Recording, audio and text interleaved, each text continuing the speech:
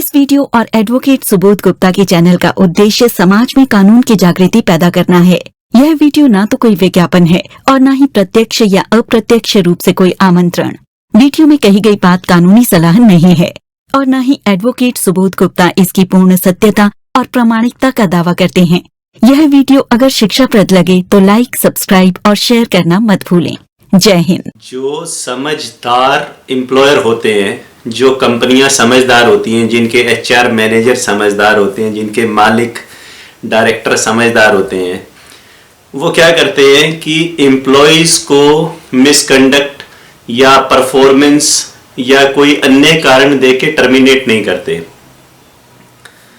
ये कह के नौकरी से नहीं निकालते भाई तुमने ये घपला कर दिया है कंपनी में, या मिसकंडक्ट कर दिया है, या तुम्हारे ऊपर ये चार्ज है, या तुम्हारी परफॉर्मेंस खराब है,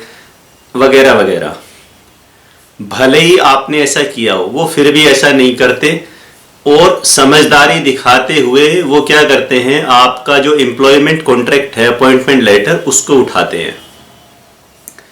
उसको जब वो उठाते हैं तो उसके अंदर एक या दो क्लॉजेज ऐसी लिखी रहती हैं जिसका हवाला देके वो बड़ी आसानी से आपको नौकरी से निकाल सकते हैं।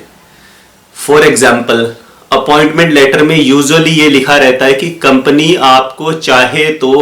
भारत में या भारत के बाहर भी किसी भी जगह आपकी पोस्टिंग कर सकती है। अब आप रहते हो किसी एक शहर में अपने परिवार के साथ, कंपनी भारत के दूसरे कोने में आपको ट्रांसफर कर देगी, तो एम्प्लॉयमेंट कॉन्ट्रैक्ट के हिसाब से, अपॉइंटमेंट लेटर के हिसाब से तो आपको जाना ही पड़ेगा वहां पे, पर आप जाना चाहते नहीं। तो उन्होंने आपके सामने एक ऐसे हालात पैदा कर दिए कि आप जाओगे नहीं तो आप अपने आप जॉब छोड़ दोगे। इसी प्रकार अपॉइंटमेंट लेटर में ये लिखा रहता है कि कोई भी पक्ष, एम्प्लॉयर या एम्प्लॉई, ये जो एम्प्लॉयमेंट है इसको छोड़ सकता है बाय गिविंग 1 मंथ नोटिस और 2 मंथ नोटिस और 3 मंथ नोटिस और salary in lieu of that without assigning any reason. यानी कि अगर एम्प्लॉयर आपको कोई कारण ना भी बताए नौकरी से निकालने का, भले ही आप उस कंपनी में 2 साल, 5 साल, 10 साल, 20 साल से काम कर रहे हैं, आप परमानेंट एम्प्लॉई हैं, सब बढ़िया है,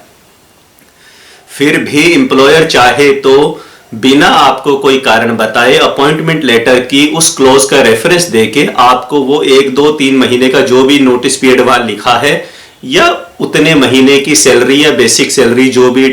अपॉइंटमेंट टर्म्स में डिफाइंड है,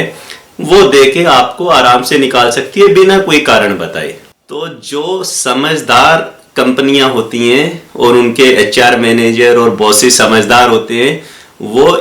एक प्रोस्पेक्टिव लीगल फाइट में नहीं पड़ना चाहते। वो एक ऐसी स्थिति में एम्प्लॉय के साथ नहीं उलझना चाहते कि कल को वो एम्प्लॉय को कोई कारण बताएं कि भाई आपने ऐसा किया और फिर निकाले और फिर उस कारण को वो एम्प्लॉय कोर्ट में जाके या लेबर ऑफिस में जाके या कहीं पर भी चैलेंज करे। वो एक आसान और एक वैलिड और एक कानूनी तरीका अपनाते हैं। अगर ऐसा वो कंपनी करती है तो आपके पास ज्यादा कुछ उपाय बचते नहीं है। अब एक दूसरा हथकंडा जो एम्प्लॉयर अपनाते हैं वो ये है कि वो ऐसे करके टर्मिनेट भी नहीं करना चाहते। उनकी समझदारी और ऊपर वाले लेवल की है। वो ऐसे ही हालात पैदा कर देंगे आपके लिए कि वो आपको एक किस्म से फोर्स करने लग जाएंगे कि आप खुद ही रिजाइन दो, खुद ही नौकरी को छोड़ दो वॉलंटरली अपनी मर्जी से। जैसे कि मैंने अभी एग्जांपल दिया कि वो आपको ट्रांसफर कर सकते हैं, तो ऐसे हालात पैदा हो गए कि आप बोलोगे भाई बाहर में जाऊंगा नहीं, और कंपनी अड़ जाएगी कि बाहर जाना पड़ेगा, तो आप खुद ही रिजाइन कर दोगे। या वर्क प्लेस पे जहां आप काम करते हो, इस प्रकार के आपको छोटे छोटे टॉर्चर देना शुरू कर देंगे, इस प्रकार की हरासमेंट करना शुरू कर देंगे आपकी। इस तरह से उनका कंडक्ट हो जाएगा आपके सीनियर्स का, सुपरवाइजर्स का, अन्य लोगों का, कि आपके लिए ऑफिस जाना मतलब, काम पे जाना मतलब एक भारी दिल के साथ आप ऑफिस में एंटर करोगे और एक टॉर्चर सहते हुए वहां से निकलोगे। तो छोटी छोटी आपकी जबरदस्ती गलतियां निकाली जाएंगी, आपको पब्लिकली इंसल्ट किया जाएगा, आपके ऊपर चिल्लाया जाएगा, आपको जानबूझ के ऐसे कार्य करने के लिए दिए जाएंगे जो कि उन्हें पता है आप कर ही नहीं पाओगे या जिन्हें करना संभव ही नहीं है, या कुछ और अन्य इस प्रकार की कई बातें हो सकती हैं। लिस्ट बहुत लंबी है इस प्रकार की चीज़ों की, पर वो अल्टीमेटली आपको बुला के ये बोलेंगे कि भाई साहब हम आपके साथ और नहीं रह सकते और काम नहीं कर सकते, तो हम आपको टर्मिनेट नहीं करना चाहते आपके करियर को ध्यान में रखते हुए, तो आप खुद ही रिजाइन कर दें। अब यदि वो एम्प्लॉयर आपको कह रहा है कि आप खुद ही रिजाइन कर दें, आपका बॉस कह रहा है, एचआर वाला कह रहा है, कोई भी कह रहा है, तो उसके पीछे सबसे बड़ी प्रोटेक्शन जो वो चाहते हैं वो यही है कि जब आप अपने आप ही रिजाइन कर दोगे तो एक किस्म से आपने अपने जो लीगल राइट्स हैं एज एन एम्प्लॉय वो सब सरेंडर कर दिए, वो सब वेव ऑफ कर दिया, आपने अपने हाथ काट के उनको दे दिए। उसके बाद आप कभी भी ये नहीं कह सकते किसी भी कोर्ट ऑफ लॉ में, कहीं पर भी, किसी भी प्लेटफॉर्म पे भी कि कंपनी ने मेरे साथ जबरदस्ती कर दी, मेरे से जबरदस्ती रेजिग्नेशन ले लिया वगैरह वगैरह। कहोगे भी तो उस बात में उतना लीगल दम या वेट रहेगा नहीं, क्योंकि आपका हाथ से लिखा हुआ या आपका साइंड रेजिग्नेशन लेटर उनके पास है एज ए प्रूफ कि आपने अपनी मर्जी से रिजाइन किया था। अब सवाल ये उठता है कि यदि आप ऐसी स्थिति में फंस गए हैं कि कंपनी आपको रखना नहीं चाहती है, कारण चाहे कुछ भी हो, चाहे कॉस्ट कटिंग के कारण नहीं रखना चाहती, या आप जो काम कर रहे थे वो कंपनी को लगता है कि अब वो कोई ज़रूरी काम नहीं है, इस रोल की ज़रूरत ही नहीं है, इस प्रोफाइल की, या आपने कोई मिसकंडक्ट कर दिया, या आपके बॉस से रिलेशन खराब हो गए, या आपके ऊपर किसी तरह का इंटीग्रिटी का या सेक्सुअल हरासमेंट का या और कोई चार्ज लग गया, तो कारण चाहे कोई भी हो। अब सवाल उत्पन्न ये होता है कि अगर कंपनी आपसे जबरदस्ती रिजाइन मांग रही है, आपको फोर्स कर रही है, तो ऐसी स्थिति में आपको क्या करना चाहिए, आप क्या कर सकते हैं, क्या ऑप्शंस आपके पास हैं। देखिए दोस्तों, इस बात का कोई सीधा साधा एक जवाब नहीं है। हर व्यक्ति की अपनी अलग स्थिति होती है, तो आपको अपनी स्थिति को समझना पड़ेगा। अब अगर आपकी स्थिति ऐसी है कि भाई मेरी तो ये जीवन की आखिरी नौकरी है, मुझे इसके बाद किसी कंपनी में नौकरी चाहिए ही नहीं, मैं तो अपना बिजनेस खोलूंगा और मेरे को कोई फर्क नहीं पड़ता कि ये मेरा रेफ चेक क्या करेंगे, क्योंकि रेफ चेक करने की नौबत ही नहीं आएगी, मुझे आगे जॉब ही नहीं करनी, मुझे तो अपना बिजनेस सेटअप करना है।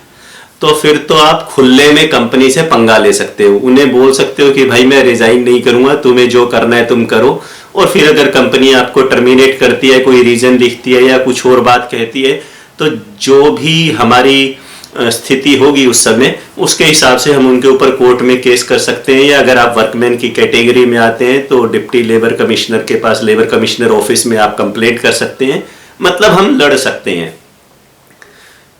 इसी प्रकार यदि आपको लगता है कि भी आप जो रोल कर रहे हो, जो नॉलेज आपके पास है, जो स्किल आपके पास है, वो इतनी स्पेशलाइज्ड है, इतनी रेयर है, इतनी अच्छी है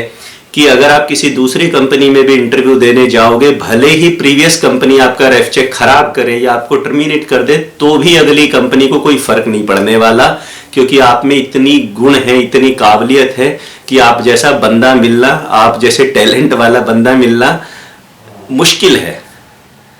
तो अगर आपके अंदर ऐसा स्किल सेट है, ऐसी नॉलेज है, ऐसा टैलेंट है, तो भी आपको उनसे ज्यादा दबने की जरूरत नहीं है, क्योंकि आपको पता है आपकी डिमांड मार्केट में थी, है और रहेगी। भले ही वो आपको टर्मिनेट कर दे, आपको उनके रेफ चेक से घंटा फर्क नहीं पड़ता। तीसरी स्थिति ये हो सकती है कि आपने ऑलरेडी कोई इंटरव्यूज दे रखे हैं, आपको पता है कि आपका सिलेक्शन होने ही वाला है, और आपको उनसे डरने की एग्जिस्टिंग एम्प्लॉयर से ज्यादा जरूरत नहीं है।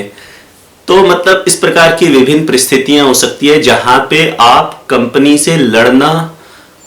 अफोर्ड कर सकते हो, क्योंकि आपको कोई खास फर्क नहीं पड़ता है कि वो आपका रेफ चेक फ्यूचर में क्या करते हैं, उससे आपका करियर, आपकी future employment, job prospects hamper नहीं होते। तब तो मेरे भाई आप उनसे लड़ना अफोर्ड कर सकते हो। अगर ऐसी स्थिति नहीं है और आप एक करियर ओरिएंटेड पर्सन हो, आपको रेफ चेक से फर्क पड़ता है, आपको जो सीनियर्स वहां पे काम कर रहे हैं, वो इंडस्ट्री ही इतनी छोटी सी है कि भाई अगर कल को आप कहीं जाएंगे तो वो बोलेंगे अच्छा फलानी कंपनी ने तुझे टर्मिनेट कर दिया है, तो आपको कहीं नौकरी नहीं मिलेगी, आप कोई बिजनेस करने के लायक भी नहीं हो कम से कम वर्तमान परिस्थिति में, तो फिर आप उस कंपनी से लड़ना भिड़ना और फोर्स्ड रेजिग्नेशन को कंटेस्ट करना अवॉइड नहीं कर सकते, मतलब अफोर्ड नहीं कर सकते, सॉरी, क्योंकि ऐसे करने से आपका करियर खराब हो सकता है, आप ज़्यादा फिनेंशियल प्रॉब्लम्स में पड़ सकते हो, आपका परिवार को भी दिक्कतें हो सकती है आपके जॉब चले जाने की वजह से। जॉब तो खैर जानी ही है दोनों अवस्थाओं में, रिजाइन करोगे तो भी जानिए, टर्मिनेट करेंगे तो भी जानिए, पर हमें इस स्थिति में ये डैमेज कंट्रोल करना है कि हम क्या करें कि हमारा कम से कम डैमेज कम से कम इस स्थिति में हो। तो ऐसी स्थिति में तो रिजाइन ही करना पड़ेगा। रिजाइन करने के लिए आप बातचीत कर सकते हो, प्यार भरे मोहब्बत भरे माहौल में अपने सीनियर से रिक्वेस्ट कर सकते हो कि सर भले ही रेजिग्नेशन में नोटिस पीरियड 1 महीने का है, पर मुझे 1 महीने में नौकरी नहीं मिलेगी, आपसे रिक्वेस्ट है मुझे 3 महीने का टाइम दे दिया जाए, मुझे तब तक ना निकालें, तब तक फोर्स ना करें,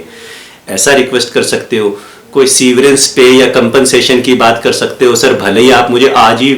निकालने की बात कर रहे हो, आज ही मेरे से रेजिग्नेशन मांग रहे हो, पर मेरा घर 6 महीने तक नहीं चलेगा, आप मुझे लगभग 5-6 महीने की सैलरी दे दें ताकि मेरा घर चल सके और मैं कोई अल्टरनेट जॉब सर्च कर सकूं, ऐसे रिक्वेस्ट कर सकते हो। मतलब एक माहौल क्रिएट कर सकते हो बातचीत का, उनसे संबंध अच्छे बनाते हुए रिक्वेस्टिंग मोड में,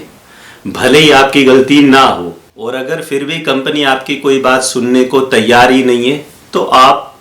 जैसा मैंने पहले बताया, आप अपनी पर्सनल सिचुएशन को एनालाइज कीजिए। क्या आप ऐसी पोजीशन में हैं कि कंपनी से लीगल फाइट अफोर्ड कर सकते हैं? अगर वर्तमान में नहीं भी कर सकते तो भी आप कुछ व्हाट्सएप चैट या कम्युनिकेशन या ईमेल से ऐसा बैकग्राउंड बना दिए जिससे ऐसा लगे कि आपसे जबरदस्ती रिजाइन मांगा जा रहा है और आप इसलिए दे रहे हो क्योंकि मांगा जा रहा है। ये राइडर, ये कंडीशन, थोड़ी तबीयत ठीक नहीं है फिर भी कोशिश कर रहा हूं। ये राइडर, ये कंडीशन हमेशा लगा के रखिए जब आप रिजाइन करें कि नेक्स्ट कंपनी में जो रेफ चेक होगा वो आप अच्छा ही देंगे और मेरे करियर को एडवर्सली अफेक्ट नहीं करेंगे। तो जब आप नई कंपनी में चले जाओ, जॉब लग जाए, पुरानी कंपनी से रेफ चेक हो जाए और गुस्सा फिर भी कायम रहे दिल में, तो फिर किसी वकील से संपर्क करना और उस पिछली कंपनी को जिसने आपसे फोर्स्ड रेजिग्नेशन लिया उसको एक लीगल नोटिस भिजवाना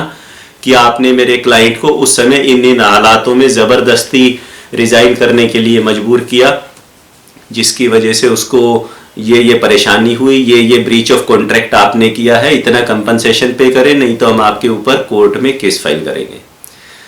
उसके बाद क्योंकि आप ऐसी स्थिति में हो कि उस समय नथिंग टू लूज है, आपको वहां से फुल एंड फाइनल सेटलमेंट भी मिल गया, रिलीविंग लेटर भी मिल गया, नई जॉब भी लग गई, नई जॉब लगते हुए प्रीवियस कंपनी ने रेफ चेक भी कर दिया, उसके बाद भी आप पहले वाली कंपनी पे केस कर सकते हो।